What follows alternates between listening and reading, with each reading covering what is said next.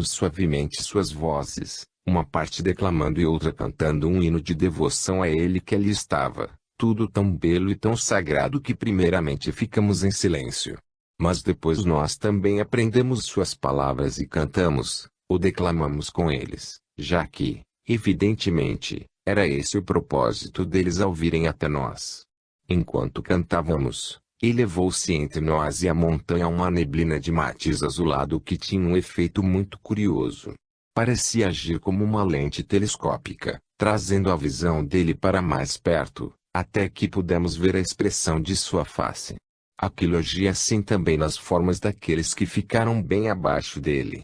Mas nós não tínhamos olhos para eles, somente para sua face e forma, tão graciosas. Não posso descrever a expressão. Era um misto de coisas que as palavras não traduzem, a não ser em pequena parte. Havia mesclados o amor, a piedade, a alegria e a majestade, e eu senti que a vida era uma coisa muito sagrada, quando unia a ele e a nós em um só laço. Penso que os outros sentiram a mesma coisa também, mas não nos falávamos, estando toda a nossa atenção voltada para a visão dele. Então, lentamente a neblina esvaneceu na atmosfera, e vimos a cruz na montanha e ele como antes, apenas visto com mais dificuldade, e os anjos que haviam se aproximado de nós foram indo embora, pairando agora sobre ele. Então, gradualmente tudo sumiu. Mas o efeito foi um sentimento muito definido de sua presença muito atuante e perpétua. Talvez tenha sido esse o objetivo desta visão ser oferecida aos recém-chegados que, apesar de não poderem ver tão claramente como nós que estávamos aqui há mais tempo, mesmo assim puderam ver o suficiente para que os encorajasse e lhes desse paz. Ficamos por ali por mais algum tempo, e então, silenciosamente, seguimos nosso caminho, não conversando muito porque estávamos impressionados com o que havíamos testemunhado. E também, depois de todas estas manifestações sempre havia muito em que pensar. É tão glorioso que ninguém pode captar todo o seu significado enquanto ela esteja acontecendo.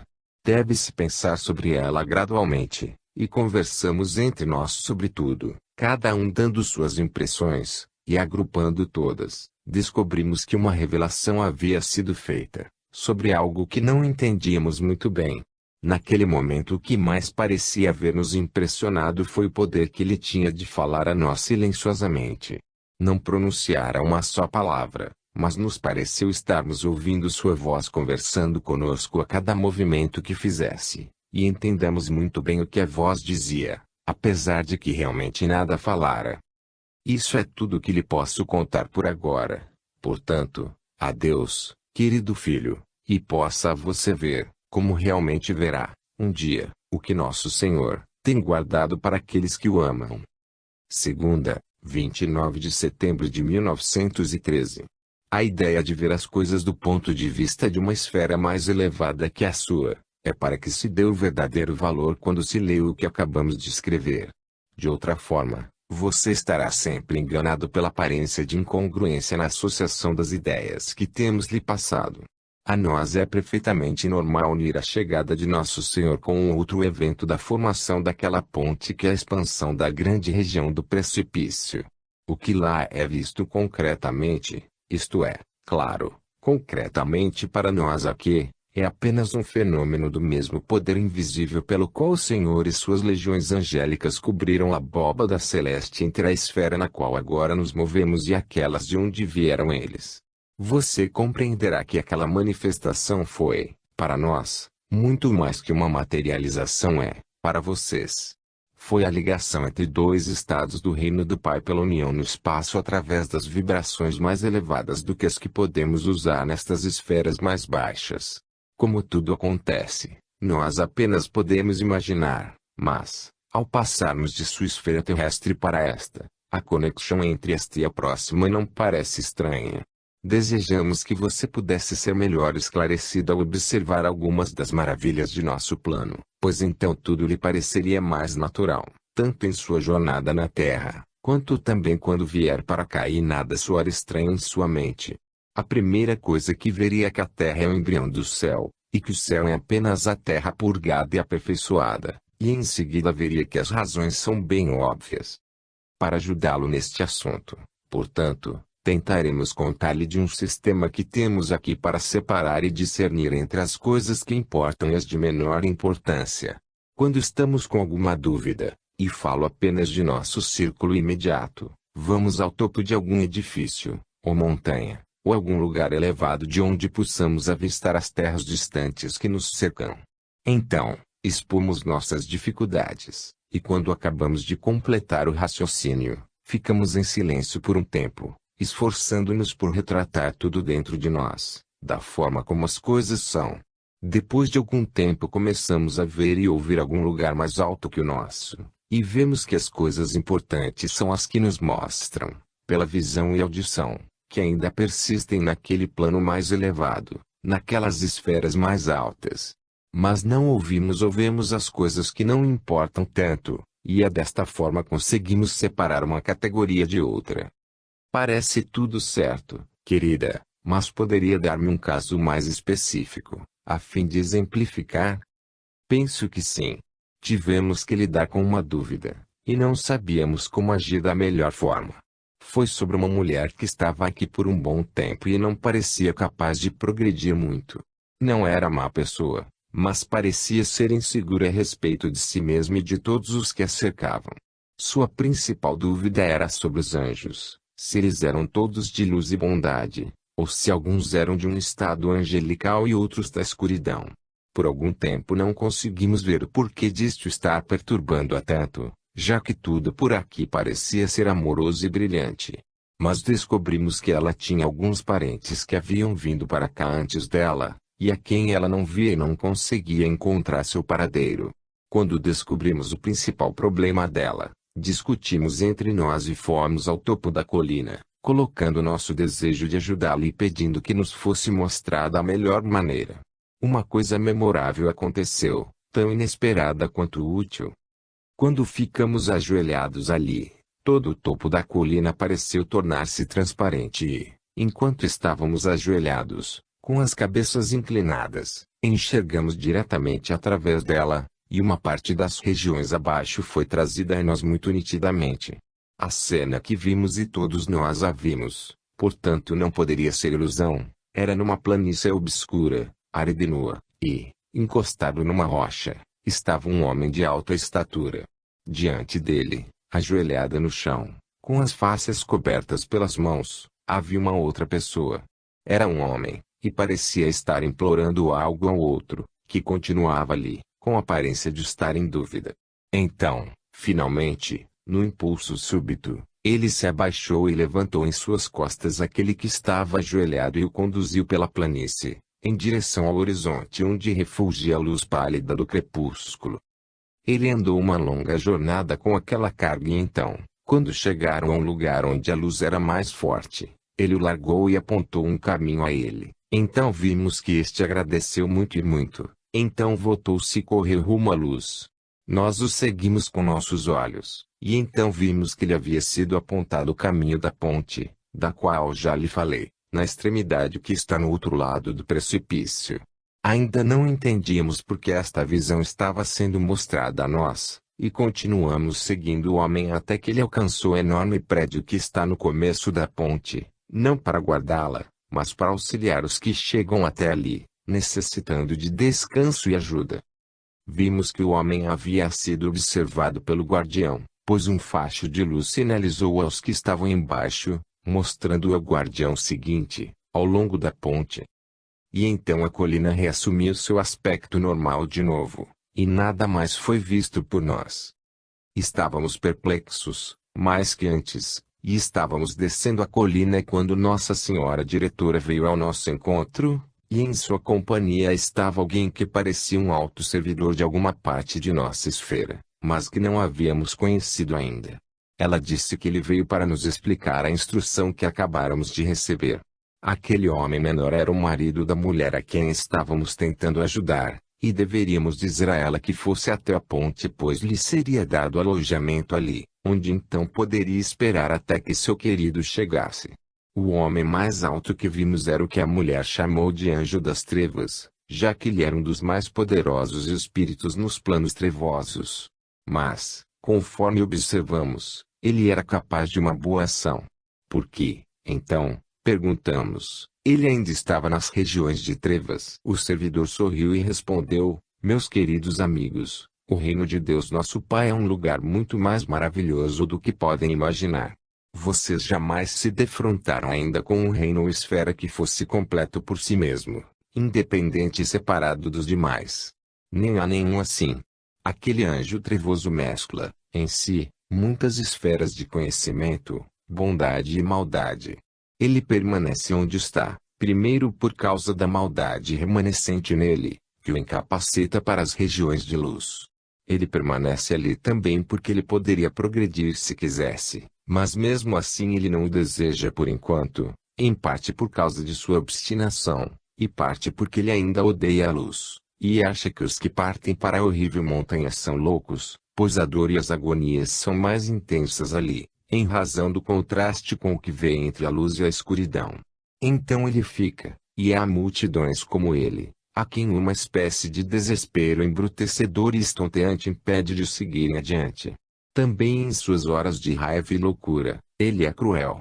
Ele torturou e maltratou algumas vezes este mesmo homem a quem vocês viram com ele, e o fez com a crueldade de um fanfarrão covarde.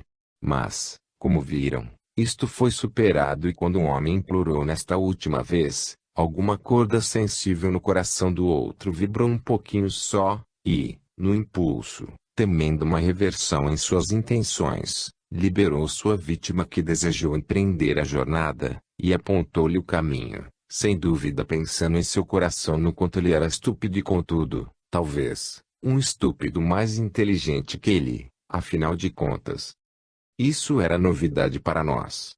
Não percebêramos antes que havia bondade naquelas regiões de trevas, mas agora vimos que era natural que assim fosse, ou, se todos ali fossem totalmente ruins, nenhum deles jamais desejaria estar conosco deste lado. Mas o que tem a ver tudo isso com o discernimento entre as coisas que importam e as que têm menor importância? Tudo que é do bem é de Deus, e a luz e a treva, quando aplicadas aos seus filhos, não são, e não podem ser, absolutas. Elas devem ser entendidas como relativas. Como sabemos, muitos anjos das trevas que estão na escuridão por causa de algum desvio em seu comportamento, algum traço de obstinação que os previne contra o que é bom dentro deles, fazendo esse efeito. E estes, um dia, podem nos ultrapassar na estrada das eras, e, no reino dos céus, tornarem-se maiores que nós, que hoje somos mais abençoados que eles. Boa noite, meu querido filho. Pense sobre o que escrevemos. Tem sido uma lição proveitosa em nós, e seria bom que muitos em sua vida atual pudessem aprendê-la. Capítulo 2 – Cenas mais brilhantes. Terça, 30 de setembro de 1913. Dificilmente você compreenderia tudo o que sentimos quando chegamos à Terra desta maneira, comungando com alguém que ainda caminha em sua estrada através do vale. Sentimos que somos mais privilegiados pois, uma vez que sejamos capazes de convencer as pessoas do quanto têm em suas mãos para usarem na evolução da raça, parece não haver fronteiras para as possibilidades do bem e da ilustração. Apesar disso, somos capazes de fazer pouco, e devemos ficar felizes até que outros venham cooperar conosco, como você fez, sem medo, sabendo que nenhum mal pode sobrevir àqueles que amam a Deus, e servindo por seu Filho, nosso Senhor Redentor. Para ajudar aqueles que ainda duvidam de nós, de nossa mensagem e missão, deixe-me dizer que não saímos de nossas lindas casas para descer para as brumas que envolvem a terra por nada. Temos uma missão e um trabalho em curso, e alguém deve cumpri-la, e nos alegramos por fazê-lo. Há pouco tempo atrás, se usarmos a linguagem da terra, fomos mandados a uma região onde as águas eram captadas num grande lago, ou bacia, e em torno do lago, a alguma distância de cada lado, foram erigidos alguns prédios enormes com torres. Eles eram de arquitetura e projetos variados, e não eram construídos com apenas um material. Jardins espaçosos e bosques circundavam-nos, alguns deles de milhas de extensão, e plenos de lindas flora e fauna, a maioria com espécies conhecidas na Terra, mas também com o que seria estranho a vocês agora, apesar de que acho que uma parte deles já viveu um dia na Terra. Isso são detalhes. O que quero explicar-lhe é o propósito destas colônias. Elas são para nada mais que a composição de músicas e manufatura de instrumentos. Os que vivem ali entregam seus estudos da música e suas combinações e efeitos, e não somente ao que você conhece como som, mas também em outras conexões. Visitamos várias das casas maiores, e encontramos faces sorridentes e felizes a nos cumprimentar e nos mostrar o lugar, e também para nos explicar o que somos capazes de entender, e francamente confesso que não era muito. Aquilo que eu pessoalmente entendi, tentarei explicar a você. Uma casa, ou colégio, já que eles eram mais colégios que fábricas, pelo que vi, era devotada ao estudo do melhor método de inspiração musical infundida aos que, na Terra, tinham o talento para a composição, e outra casa dava mais atenção aos que eram aptos à música tocada, e outras à cantada, e ainda outros faziam um estudo especial da música sacra, e outros de concertos, e outros de composição de óperas, e assim por diante. Os resultados de seus estudos eram tabulados, e ali suas funções acabam.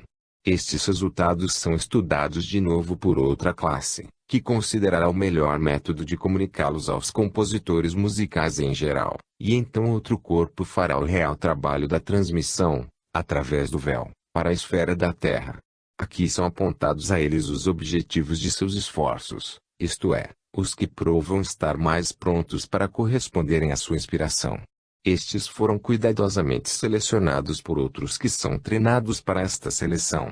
Tudo está em perfeita ordem, dos colégios em torno do lago até a igreja, ou o hall de concertos, ou a casa de óperas na terra. Há uma corrente de trabalhadores treinados que estão constantemente ativos, dando à terra um pequeno presente de sua música celestial.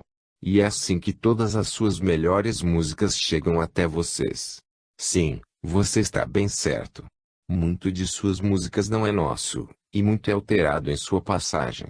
Mas isso não é culpa dos trabalhadores destas esferas, mas fica na porta dos que estão do seu lado do véu. É destes deste lado que são de regiões escuras, a quem o caráter do compositor lhes permite obscurecer aquilo que vem de nós aqui. Para que serviam as torres? Eu já ia lhe explicar isso. O lago é muito extenso, e os prédios estão a alguma distância dele, por todos os lados. Mas algumas vezes, previamente combinados, os trabalhadores de alguns destes colégios, alternadamente, mandam certos conjuntos para o alto da torre e, quando estão reunidos, então um concerto, literalmente digno do nome, acontece. Eles todos ensaiam alguma coisa já previamente combinada entre eles. Em uma torre estarão os instrumentos de uma categoria, em outra delas, outra categoria, e na terceira, os vocalistas, e em outra classe de vocalistas, pois é muitos tipos, não somente 4, como é usual a vocês, mas muitos tons de vozes. E outras torres são destinadas a outros trabalhadores cujas funções reais não pude entender. Pelo que percebi, alguns deles eram especialistas em harmonizar o todo, ou partes, do volume do som combinado das diferentes torres. Mas quero continuar a descrição do fato em si, o concerto ou festival, ou seja lá o nome que queira dar. Fomos levados a uma ilha no meio, e ali, numa linda paisagem de árvores, gramado e flores, terraços e bosquetes de árvores, pequenos recantos e bancos de madeira ou pedra, ali ouvimos o festival. Inicialmente veio um acorde, longo e sustentado, ficando cada vez mais intenso, até que pareceu invadir toda a paisagem e as águas, e cada folha de cada uma das árvores. Era o tom dado aos músicos das várias torres. Tudo ficou imerso em silêncio e parecia estático. Então, gradualmente, ouvimos a orquestra. Vinha de muitas torres, mas não podíamos reparar em nenhuma parte em separado. Estava em harmonia perfeita, e o equilíbrio era sublime. Então os cantores iniciaram sua parte. Nem vou tentar descrever esta música das esferas celestiais na linguagem terrena, mas posso talvez ser capaz de dar-lhe alguma ideia do efeito. Resumidamente, tudo se fez mais pleno de amor, não só de beleza, mas de amor também, pois há uma diferença entre estas duas palavras conforme as uso aqui. Todas as nossas faces tomaram uma expressão e matizes de um amor maior, e as árvores ficaram com as cores mais profundas, e a atmosfera lentamente ficou como num vapor de tonalidades, como um arco-íris. Mas este vapor nada escondia, em vez disso parecia aproximar tudo. A água refletia as tonalidades do arco-íris, e nossa roupagem também intensificou-se em suas cores. Além disso, os animais e os pássaros sobre nós correspondiam. Lembro-me especialmente de um pássaro branco. Suas peninhas leitosas ficaram cada vez mais brilhantes e, quando o vi pela última vez antes que voasse para um cantinho, brilhava como ouro cintilante, como uma luz transparente, ou fogo. Então, quando esta neblina esvaneceu vagarosamente, todos nós, e tudo, voltamos ao normal mais uma vez. Mas o efeito perdurou, e se eu pudesse dar um nome a ele, eu diria paz. Esta, então, é uma pequena experiência que tive na Casa da Música.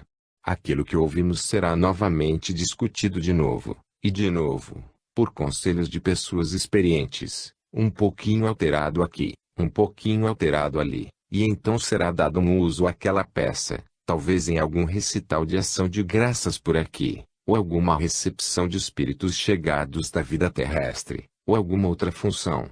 A música entra em muitas fases de nossa vida aqui e, na verdade, tudo parece musical nestas esferas de luz, música e cores misturadas e beleza, tudo exalando amor entre todos, e é Ele que nos ama de uma forma que não somos capazes de amar. Mas seu amor nos leva adiante e, conforme seguimos, Ele está em tudo em torno de nós, e devemos inspirá-lo na respiração, assim como a beleza de sua presença. Não temos outra escolha, já que Ele é tudo em tudo por aqui, e amar traz um deleite que só entenderá quando estiver onde estamos, e ouvir o que ouvimos, e tiver visto a beleza de sua presença, suspirando e cintilando em tudo em volta, e atrás, quando aprendemos um pouquinho mais de seu amor. Seja forte e viva a valente vida, já que no final valerá a pena, conforme já soubemos. Boa noite, querido rapaz, e lembre-se que, algumas vezes, durante seu sono nós poderemos fazer-lhe lembrar, nem que seja um leve eco, daquela música pelo seu ambiente espiritual, e não ficará sem efeito na sensação de sua mente em seu dia seguinte, na vida e no trabalho. Quarta, 1 de outubro de 1913. O que dissemos na última noite, relativo à casa de música, foi apenas um esboço de tudo que ouvimos e vimos, e fomos apenas em partes da localidade. Fomos informados, entretanto, de que tem uma extensão maior do que imaginamos naquela ocasião, e estende-se distante, do lago até as montanhas que cortam a planície onde está o lago. Nestas montanhas há outros colégios, tudo interligado com aqueles que vimos através de uma telefonia sem fio, e continuamente há um trabalho em cooperativa. Em nosso caminho de volta às nossas casas, voltamo-nos para observar outra novidade. Era uma plantação de árvores muito grandes, dentre elas fora construída uma outra torre, não uma simples coluna, mas uma série de salas e saguões, com pináculos, torres e cúpulas de variadas colorações. Tudo isto estava em um edifício apenas, que era muito alto e espaçoso. Foi-nos mostrado com muita cortesia e bondade por um habitante dali, e a primeira coisa que nos chamou a atenção foi o aspecto curioso das paredes.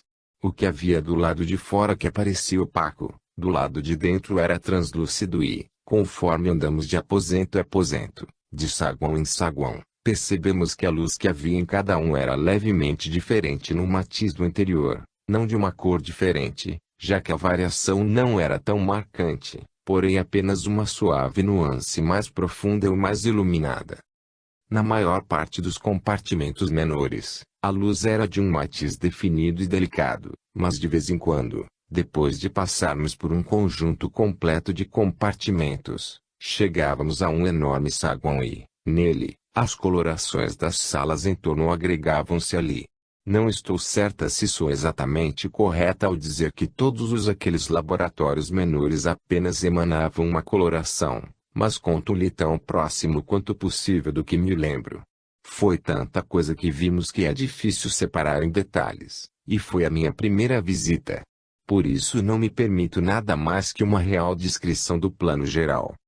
Um destes grandes saguões era o saguão laranja, e nele estavam todas as graduações daquela cor primária, desde o mais esmaecido dourado ao mais profundo tom da cor de laranja profundo. Outro era o saguão vermelho, onde os matizes estavam nos ambientes em torno de nós, desde o cor de rosa pálido ao carmim das rosas e das dálias. Outro, o violeta, era radiante em suas tonalidades que iam do mais delicado heliotrópico, ou ametista, ao rico matiz escuro do amor perfeito. E agora devo dizer-lhe que não haviam alguns mais, mas muitos mais destes salões dedicados a estas tonalidades que vocês nem conhecem, mas chamam de ultravioleta e infravermelho, e quão lindas são. Estas irradiações não se mesclam em apenas uma só cor, mas cada tonalidade ficava distinta em sua graduação, apesar de harmonizada maravilhosa e lindamente. Você está conjeturando a respeito do propósito destes prédios de cristal. Eles estão ali para se estudar o efeito das cores quando aplicadas aos diferentes departamentos da vida animal, vegetal e mesmo na vida mineral, mas principalmente as duas primeiras, juntamente com as coberturas. Pois tanto a textura como o matiz de nossas vestimentas adquirem suas qualidades do estado espiritual e do caráter daquele que a usa. Nosso ambiente é parte de nós, assim como de vocês, e a luz é um componente, e muito importante, de nosso ambiente. Portanto é muito poderoso em seu uso, sob certas condições, como vimos nestes painéis. Dizem-me que os resultados destes estudos são levados aos que são encarregados das árvores e outras partes da vida vegetal, da Terra e de outros planetas. Mas há outros resultados que são de tipo refinado demais para tais aplicações no ambiente como um todo na Terra e em outro planeta. Por isso, claro, somente uma parte muito pequena destes estudos são enviados para vocês. Sinto só poder falar muito pouco mais, em parte por causa destas mesmas limitações, e em parte porque é muito científico e fora de meu alcance. Mas posso acrescentar isso, que perguntei enquanto estive lá. Eles não agrupam as cores primárias em um salão, naquela colônia. Não sei o porquê.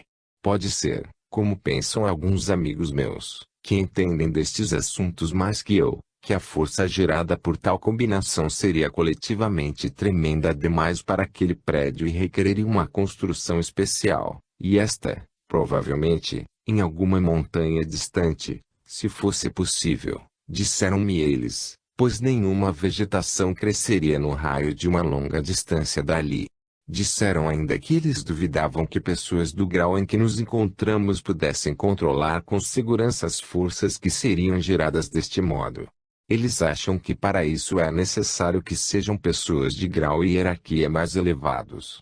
Mas longe daqui, em outra esfera mais alta pode ser, e provavelmente é, o lugar onde isso é realizado. E o lugar está em contato com o que vimos. Julgando pela forma que as coisas são ordenadas aqui, isso é quase certeza. Deixamos a colônia, ou universidade, como poderia ser chamada, e quando estávamos já a alguma distância na planície, onde poderíamos ver a cúpula central sobre as árvores, nosso guia, que tinha vindo conosco para nos encaminhar, pediu-nos que parássemos e víssemos uma pequena surpresa de despedida que o diretor havia prometido nos fazer. Observamos e nada vimos, e, depois de momentos, olhamos para o nosso guia, questionando. Ele sorriu, e nós olhamos de novo. Naquela hora do nosso grupo disse, de que cor era a cúpula quando paramos aqui? Alguém disse, acho que era vermelho. Mas ninguém tinha certeza. De qualquer forma, estava tinta de dourado, então dissemos que iríamos observar. Logo ficou verde, e não havíamos percebido a mudança, tão gradual e suave era a passagem feita de uma cor a outra. Isso aconteceu por algum tempo, e foi extremamente lindo. Então, subitamente a cúpula desapareceu. Nosso guia disse-nos que ainda estava lá no mesmo lugar, mas o desaparecimento era um dos fatos que conduziram a que acontecesse, pela combinação de certos elementos da luz dos vários saguões. Então, sobre a cúpula e as árvores, estando a cúpula ainda invisível, apareceu uma enorme rosa cor-de-rosa, que lentamente tornou-se carmim, E por entre todas as suas pétalas apareceram formas de crianças brincando, e homens e mulheres em pé, ou andando e conversando juntos, belos, lindos e felizes, e faunos, antílopes e pássaros, correndo, voando ou deitados entre as pétalas, cujas formas ondulavam como colinas, montes e paisagens. Sobre estas ondulações, as crianças brincavam com os animais, saltitando divertida e alegremente. E então, todos eles lentamente desapareceram, e tudo ficou vazio. Mostraram-nos vários destes quadros enquanto estivemos lá. Outro era uma coluna de uma luz que brilhava verticalmente de onde sabíamos que estava a cúpula, e permanecia ereta nos céus. Era de uma luz branca mais límpida, e tão intensa que parecia sólida. Então saiu o raio de um dos saguões e, obliquamente, alcançou suavemente o lado da coluna. Então veio de outro saguão outro raio, de uma cor diferente, vermelho, azul, verde, violeta, laranja, iluminado, sombreado ou profundo, de todas as cores que você conhece, e algumas que não são conhecidas de vocês, e todas elas foram lançadas sobre a coluna branca, bem no meio do céu. Então vimos as linhas oblíquas de luz tomando forma, e elas lentamente tornaram-se cada uma avenida com casas, edifícios, castelos, palácios, bosques de árvores, templos e todas as variações disto, tudo ao longo dos amplos caminhos. E por eles vieram multidões de pessoas, algumas a pé, algumas a cavalo, e outras conduzindo carruagens. Todos em um raio de luz estavam com uma cor única, mas em múltiplos matizes dela. Era maravilhoso vê-los. Eles se aproximaram da coluna e permaneceram a uma pequena distância em torno dela. Então, o topo da coluna lentamente foi se abrindo, como um lindo lírio branco, e as pétalas começaram a se enrolar sobre si mesmas, e mais baixo, cada vez mais baixo, até que se espalharam pelo espaço entre as pessoas e a coluna. Então a base da coluna começou a fazer o mesmo, até que formou uma plataforma de forma circular, da coluna até os lugares distantes que as ruas onde estavam as pessoas alcançavam. Aí eles puderam mover-se adiante. Mas agora mesclaram-se, e seus cavalos e equipamentos, cada um retendo sua própria cor e tonalidade, mas misturados ao resto. Então percebemos que estávamos observando para uma grande multidão de pessoas felizes e amáveis, reunidas como para uma festa ou um festival, num enorme pavilhão de luzes multicoloridas. Seus matizes estavam agora refletidos contra o teto e o chão, ou o pavimento, e o mais bonito era a irradiação de tudo aquilo. Eles se acomodaram lentamente em grupos, e percebemos que o centro da coluna foi transformado em colunas de um enorme órgão, e entendemos o que devíamos esperar. E tudo começou logo mais, um grande acorde musical, vocal e instrumental, um grande glória em seus cis a ele que habita na luz que é como escuridão aos seus filhos, da mesma forma que nossa escuridão fica como luz quando ele nos envia um raio do seu poder presente, porque onipotente é o Rei cuja luz é vida a seus filhos, e cuja glória está refletida na luz que podemos suportar. Cantavam algo como isso, e então também tudo aquilo sumiu. Eu esperava que eles voltassem sobre seus passos ao longo dos caminhos, mas estes foram retirados, e aparentemente não eram mais necessários. Seu tempo está esgotado, querido filho, assim, com pena, devemos parar, com o nosso amor de sempre a você, meu querido, e aos que o amam e aos seus, como os amamos. Deus esteja com você, aquele que é a luz, e em quem a escuridão não encontra espaço para ficar. Quinta, 2 de outubro de 1913. Diga aos filhos de Israel que eles sigam em frente. Esta é a mensagem que colocaríamos a você agora. Não fique para trás no caminho, porque a luz é projetada ao longo dela para lhe mostrar o caminho e, se mantiver o firme em sua fé no Pai de todos e em seu querido Filhos, nosso Senhor, não deverá temer desvios. Escrevemos isso por conta de certas dúvidas ainda pendentes em você. Você sente a nossa presença, sabemos, mas nossas mensagens ganharam tal complexidade que parecem mais contos de fada do que reais. Saiba, então, que nenhum conto de fada jamais escrito poderá igualar as maravilhas destes reinos celestes, ou as belezas neles contidas. Além disso, muitas das descrições que você lê nos livros de contos, sobre os cenários e construções, não são diferentes de muitas coisas que vimos por aqui nestas paragens maravilhosas. Só pudemos aprender muito pouco, mas, por esse pouco, ficamos convencidos de que nada que esteja na imaginação criativa de um homem, enquanto estiver na vida terrena, pode se igualar às glórias que esperam por seu intelecto imaginativo quando ele largar seu corpo terrestre, com suas limitações, e encontrar-se livre sob a luz do mundo espiritual. Agora, o que tentamos contar-lhe esta noite difere de nossas primeiras mensagens, e tem mais ligação com a natureza essencial das coisas que com os fenômenos da vida, conforme nos são expostos para nossa instrução e prazer. Se um homem pudesse se postar aqui, em cima de algum dos picos elevados que povoam nossa paisagem, ele teria visões bem estranhas e desconhecidas. Por exemplo, ele provavelmente observaria primeiramente que o ar é límpido, e que a distância tem um aspecto diferente do que tem na Terra. Nada pareceria longe do mesmo jeito pois, se ele desejasse deixar o pico no qual estava, para ir a algum ponto próximo do horizonte, ou mesmo além, ele o faria através de sua vontade, e isso dependeria da qualidade daquela sua vontade, ou de sua natureza, se ele iria rapidamente ou não, e também de quão distante ele poderia penetrar nas regiões que estejam além das várias cordilheiras e cuja atmosfera suponho que devamos usar a palavra de qualidade mais rarefeita que aquela na qual ele atualmente habita. É por conta disso que nós nem sempre vemos aqueles mensageiros que vêm até nós, vindos das altas esferas. Eles são mais vistos por alguns que por outros, e somente ficam realmente definitivamente visíveis quando eles condicionam seus corpos para emergirem para a visibilidade.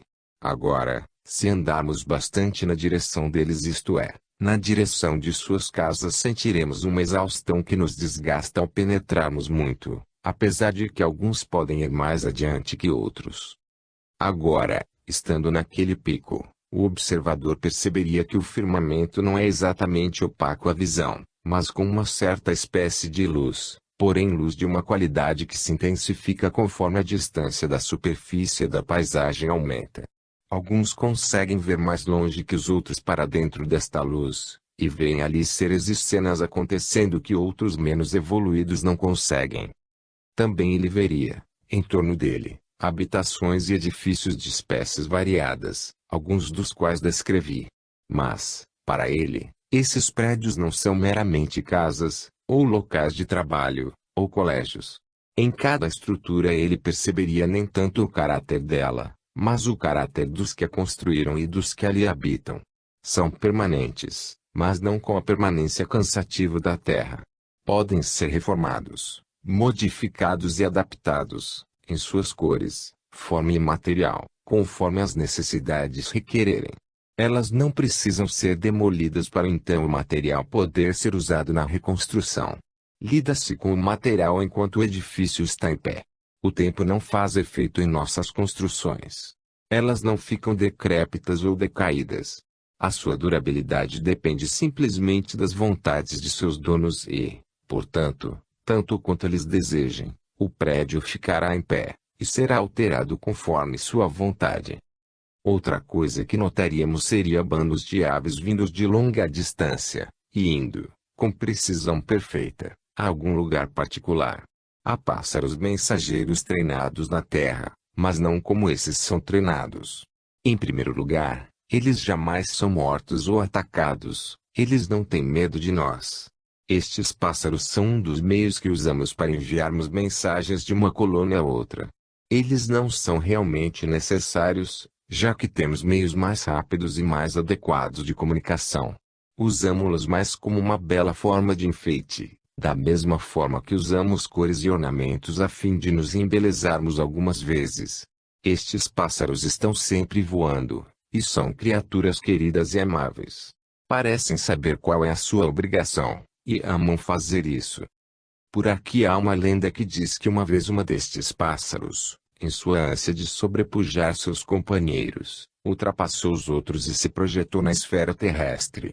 Ali ele foi visto por um clarividente que o alvejou, E ele ficou tão transtornado, não pelo tiro, mas pela sensação que sentiu vinda dos pensamentos do homem-traço, que ele percebeu de alguma forma que não estava em seu elemento certo, e tão logo percebeu isso, estava aqui de volta.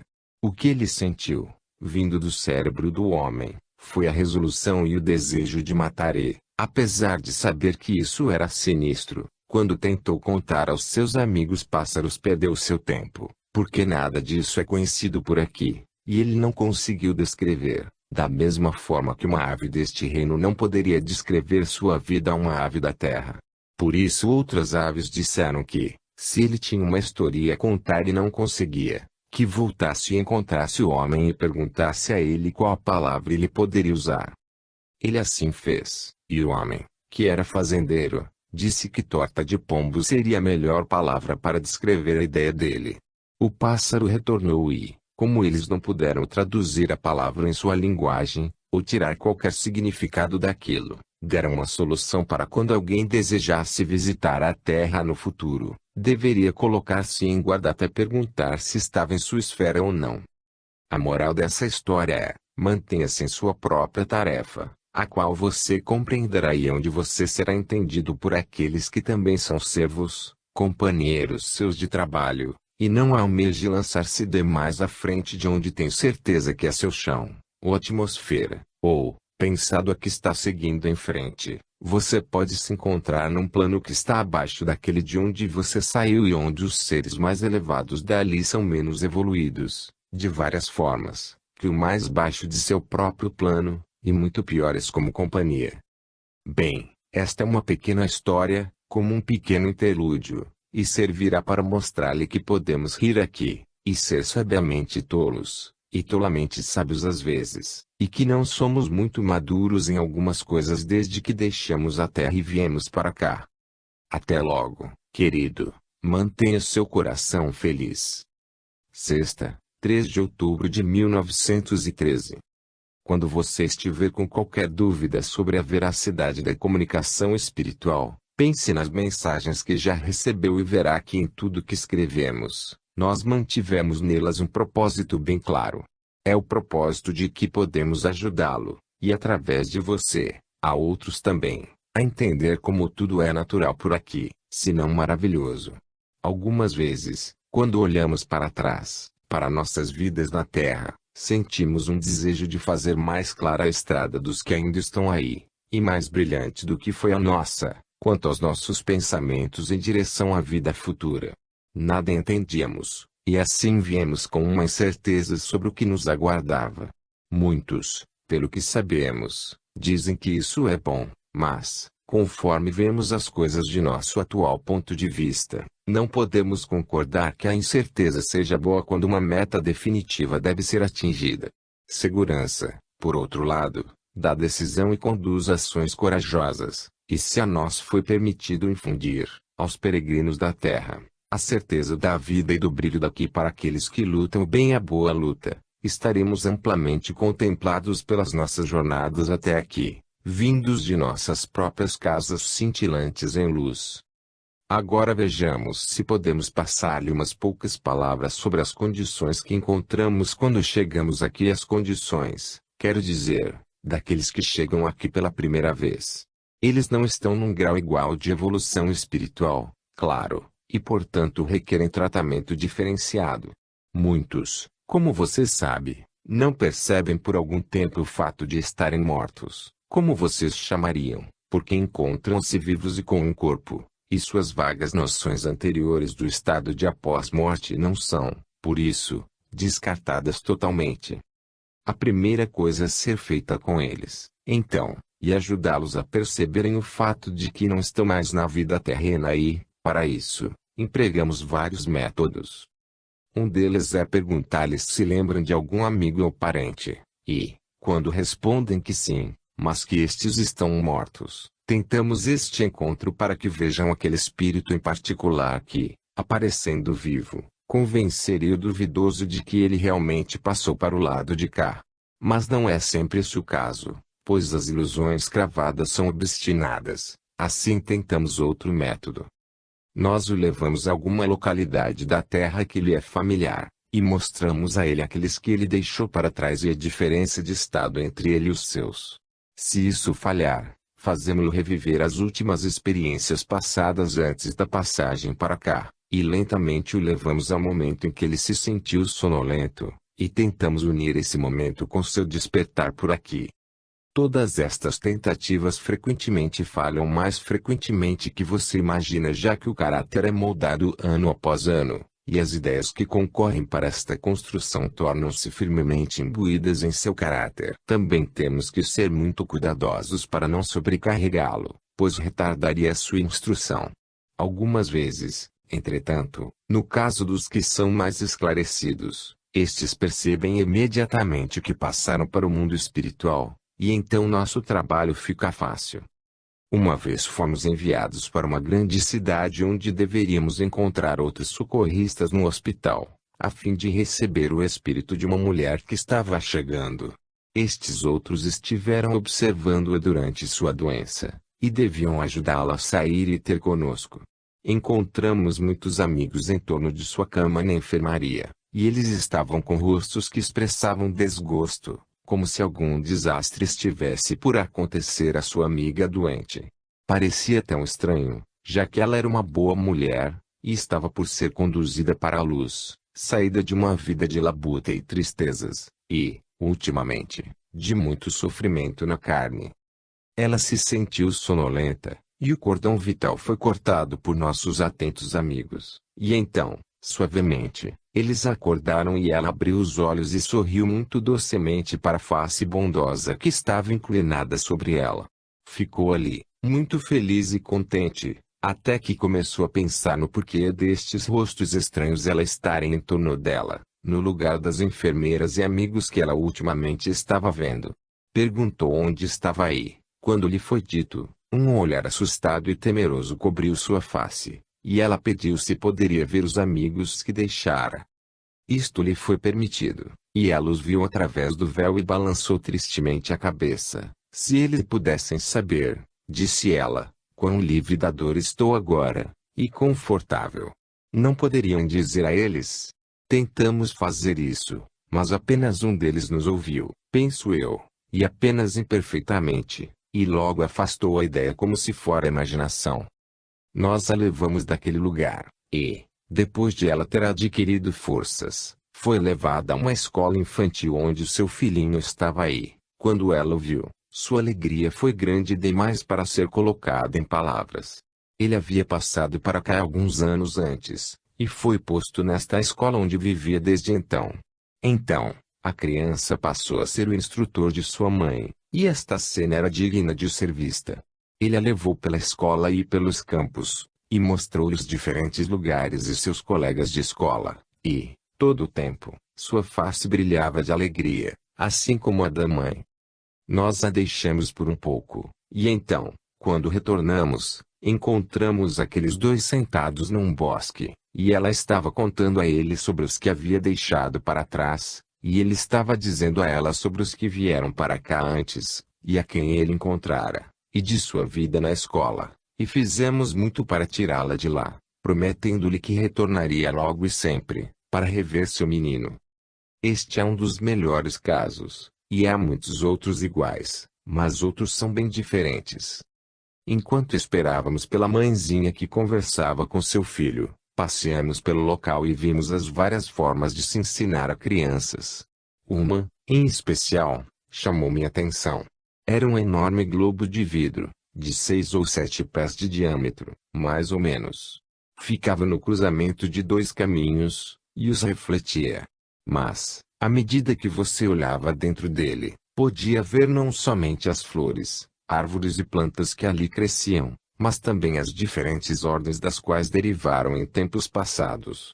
Era muito mais uma aula de botânica adiantada, como as que devem ser dadas na Terra e deduzidas das plantas fossilizadas da geologia.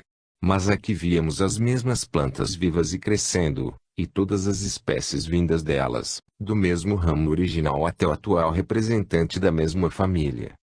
Aprendemos que a tarefa colocada para as crianças era considerar este avanço progressivo nesta planta ou árvore ou flor, crescendo de forma real naquele jardim e refletida naquele globo, e então tentar construir em suas mentes evolução para diante das mesmas espécies. Este é um excelente treino para suas faculdades mentais, mas os resultados são frequentemente divertidos. É o mesmo estudo em que os mais adiantados se empenham em outros departamentos aqui, mas foi proposto por eles uma finalidade prática. Um deles pensou que seria um método útil ajudar as crianças a usarem suas próprias mentes, e assim construiu a bola para este uso especial. Quando acabam de raciocinar sobre as conclusões deles, eles devem fazer um modelo da planta da forma em que ela aparecerá depois de outro período evolutivo, e alguns destes modelos são temerários e espantosos, e tão impossíveis quanto estranhos. Não devo me alongar com você, por isso continuaremos quando puder escrever novamente. Deus o abençoe e os seus. Boa noite. Segunda, 6 de outubro de 1913. Bem, querido, você teve uma feliz festa pela ação de graças pela colheita, e estivemos com você, apesar de que não nos viu, e esteve ocupado demais para pensar em nós.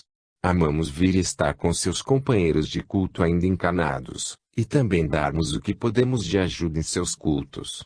Pode surpreendê-lo saber que aqui nestes reinos de luz, nós também, de vez em quando, fazemos tais reuniões, e nos agrupamos em agradecimento ao nosso Pai pela colheita abundante. Fazemos isso para a complementação da ação de graças de nossos companheiros na terra, e também para nossa elevação. Não temos aqui tais colheitas como as de vocês, mas temos reuniões para rendermos graças por outras bênçãos que são, para nós, o que as colheitas são, para vocês. Por exemplo, nós agradecemos a Ele pela beleza em torno de nós e todas as glórias de luz e amor que nos sustentam em vigor para nosso trabalho e progresso, e temos ações para rendermos graças por tais bênçãos como estas. Em tais ocasiões usualmente nos são dadas algumas manifestações vindas das mais altas esferas, uma delas vou contar-lhe agora. Celebrávamos nossa Eucaristia num vale, onde duas colinas elevadas ficavam um pouco à parte, uma de cada lado, numa das extremidades do vale. Oferecêramos nossas preces e adoração, e estávamos com as cabeças abaixadas, aguardando, naquele silêncio da paz que sempre nos preenche por estas ocasiões, pela palavra de bênção daquele que havia sido o ministrante principal. Ele ficou um pouco mais no alto na colina, mas não falava, e ficamos pensando no porquê.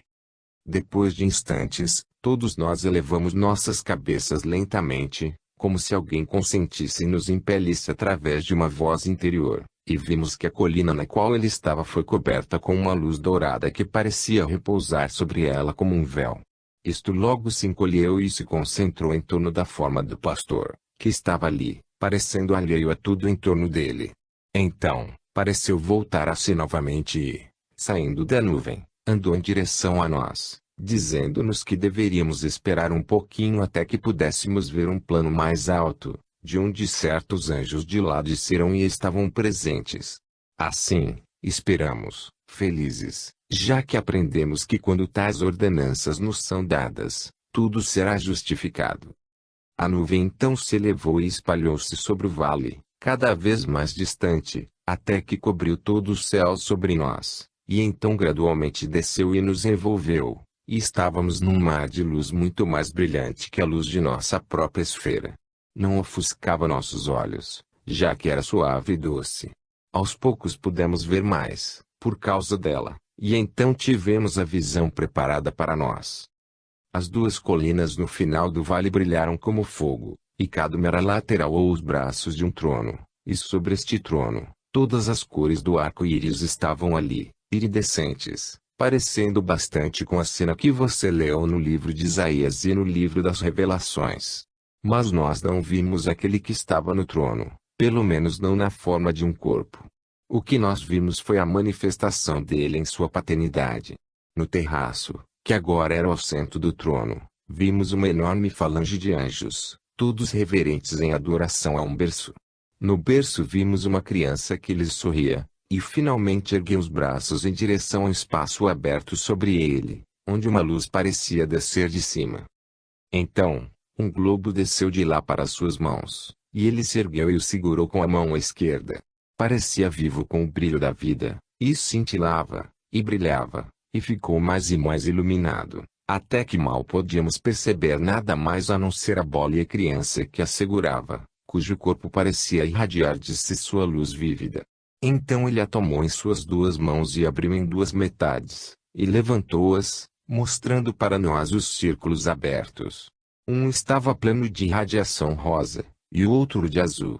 Na primeira vimos os reinos espirituais dispostos em círculos concêntricos, cada círculo repleto dos seres lindos e gloriosos daqueles reinos.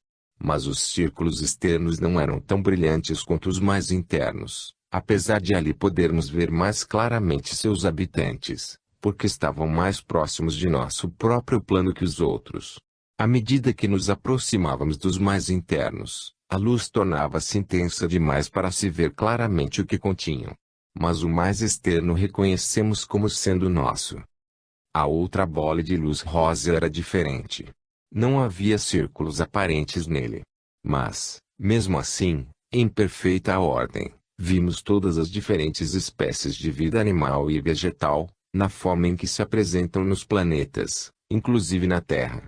Mas nós não os vimos na forma em que se apresentam entre vocês, mas na forma perfeita, desde o homem até a mais baixa forma da vida animal, e desde a maior árvore à mais suculenta fruta, até a menor semente que germina.